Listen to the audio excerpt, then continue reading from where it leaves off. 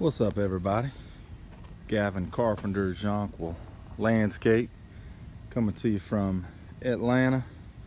Want to do a video for you guys, show you something we've been demoing for this week. Today is Thursday, July 13th. So we picked this baby up on Monday because our trim star went down and I was at the shop, and they had this Hustler SS 48-inch there.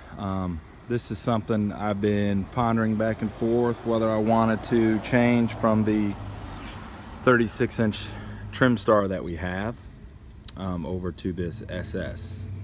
And this is actually a used unit. It's got 80 hours on it. Some old guy had it, used it, didn't like, or traded it in for something smaller, something that worked better. I don't know. 80 hours on it.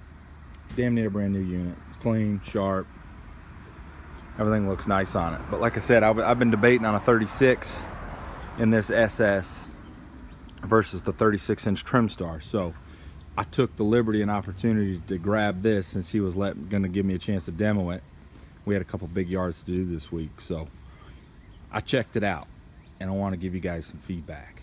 So obviously this is Hustler's newer unit they rolled out last year, and this comes in a 36, 48, and I believe a 54. Don't quote me. I'm pretty sure it's a 54. This unit here, again, this is the 48. Okay, sharp looking unit, man.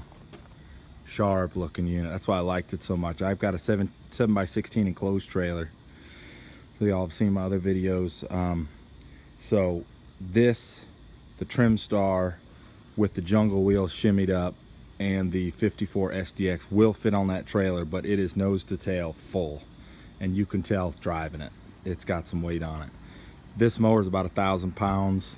So when you add that to the SDX, the trim star, and then all the other we carry, it adds up. So let me go over this unit. So the appearance of it is beautiful. The size of it is very compact, very great. If you were to have 2 or 3 of these in a fleet, would work great. Again, we have a 54 and a 36, 54 for our bigger yards and a 36 for the smaller yards, single gate, stuff like that, so we don't have to push mow everything. We still have the 30-inch push mower for the few accounts we do have to bag. So with that being said, this is very compact. It would fit in the trailer. You could get multiple on a trailer. Again, ideally I'd want the 36, but we had the 48 and the opportunity to use it. But outside of appearance, I'm really not that big of a fan. I'm kind of in a hurry to just get this thing off my trailer, which is sad to say because I'm Hustler true and true. But this mower for me and my company and my guys, this doesn't work. This just does not work. I'm 6'4", so to stand on the back of this thing, right? To stand on the back of this thing, I stick out like a freaking tree branch. It's because I will clip every one of them. 6'4", you put me on this, I feel 8 feet tall, and I hit everything. Okay, so that's a big whiff for me. Second whiff is the gauge or the blade adjustment. This bar here, you have tons of settings, tons. But dude, when you stand on this thing and you're trying to reach it and move it, right? I'm a big dude. You have to kill it to get this big deck down there, right? And to get it back up. It ain't for the weak at heart. But again, that just reinforces the fact that this deck is solid. It's heavy, it's solid. It ain't going anywhere. But to move it up and down, big whiff for me because we like the trim star on our 36. And again, the weight could be different. But when you're riding around and you come across a tree stump on the trim star with the handles, right? Kind of like a motorcycle or a bicycle, you can pull up on it and get over that tree root and put it back down.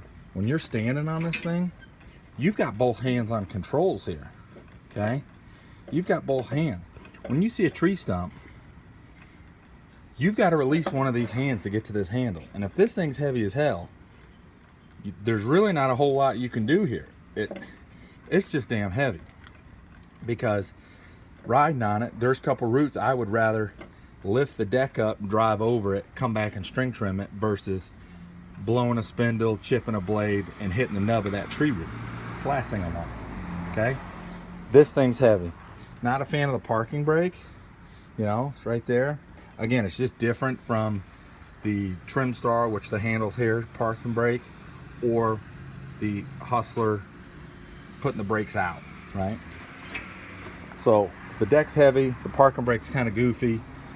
The handles, I feel like when I'm on it and I'm driving, and again, it would get better with time and using it more, I feel like I can't get as close as I want to, as comfortably with the edge of the deck up along a fence or anything like that. I felt like I was at least 6 inches further out, which in turns meant a shitload of more string trimming. The SDX handles, I just feel like when I have a firm grip and I can move them, versus this. I'm a big dude, and this thing did buck me once. It threw me off, okay? Because your handles, you're just holding here, forward, back. So there's not a lot to hold on to that I feel comfortable. Again, I'm 6'4", quite close to 250 pounds. That's just my take. Again, this might work for you. I'm not dogging Hustler because I'm Hustler true and true. But this mower don't work for me. Another thing about this mower, when I ride it, I could do two smaller yards. We're talking maybe a little less than a half acre, maybe a third, 2/3 of an acre properties I was mowing. And my feet hurt. Standing on it, on this, now there's support and it bounces. But dude, the arches of my feet just hurt. And I couldn't get in a position that I felt comfortable to not make them hurt. Now I have jungle wheels on my Trim Star, but my feet just damn near hurt on this. After a couple yards, I knew that this wasn't for me. Because if I can't get comfortable on it, it don't mean shit with the controls. What the performance of the motor and all that stuff were. I just couldn't get comfortable. I didn't feel the safest with the controls up top. My feet hurt. I didn't like the fact, again, if I went over a tree root, I couldn't get that blade up to bring the deck up without smashing it. The size of it's fantastic. The gas tank size is wonderful. Holds a lot. The engine, dude, no complaints. Kawasaki FS691. Same engine that's on my SDX. Solid. This thing's heavy. Okay. Now, one thing I didn't get a chance to deal with, but I can totally understand anybody who has a stand-on unit. When you get these units and you get them up on a hill, I can imagine being real careful and not wanting to dump this thing into a creek. My SDX, I feel, will hold a hill like crazy.